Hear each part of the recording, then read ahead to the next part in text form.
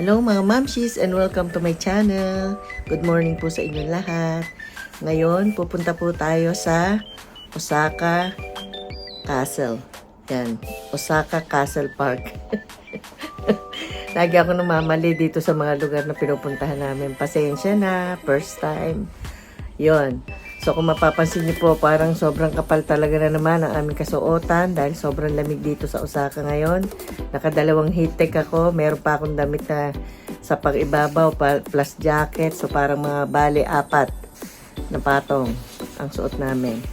Para paglabas, sobrang lamig, hindi tayo masyadong ginawin. Okay?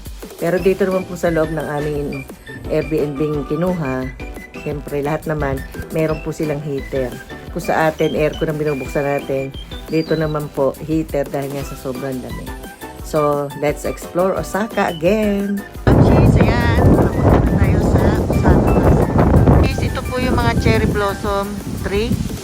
As you can see, puro sila, wala ng dahon. Dahil nga, winter ngayon.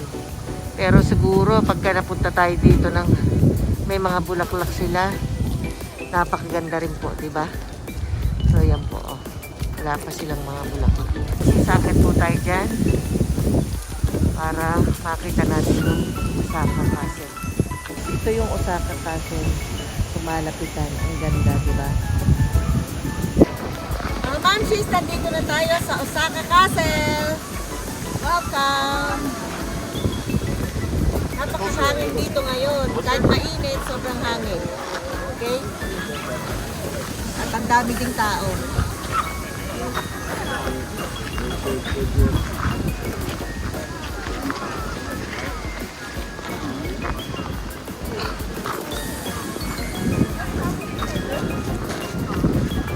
Tara at ikutin natin ang Osaka Castle Park.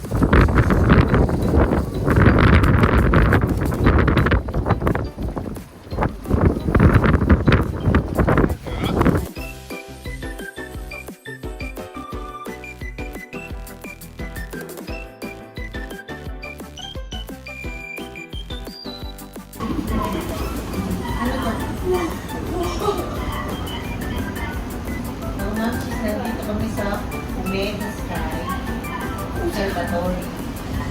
Napakataas po nito. Yung aming elevator, akyat. Taas nito. Ito po, pababa na kami ng Omega Sky.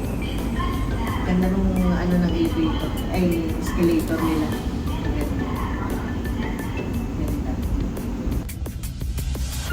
Nakasakay kami sa elevator. Pababa na kami. Dito sa mga sulok-sulok na iskinita, dito maraming kainan. At dito kami maghahanap ng makakainan namin for lunch. Ito, nakapili na ata yung magama ko. Mga mamshis, order rin namin yung popcorn, nomiyaki, Japanese pancake, at saka yung yakisoba. Yan yung order namin.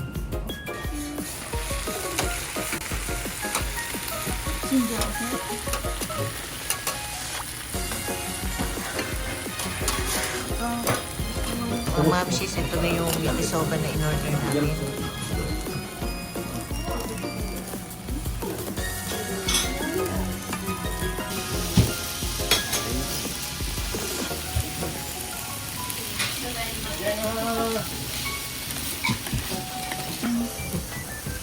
ito naman na yung okonomiyaki. Cheese. Tapos na kaming kumain. So, maglalakad na naman kami para matunaw ang aming kinain. Busog na match. Mga mamsis, try natin tong sinasabi nilang papakasarap na kamote dito sa Japan. Itong ganito kaliit, 600 yen. Ano to? Tinitimbang pa to. Testingin natin.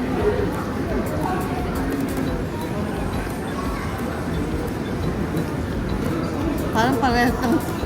Parang parehas lang.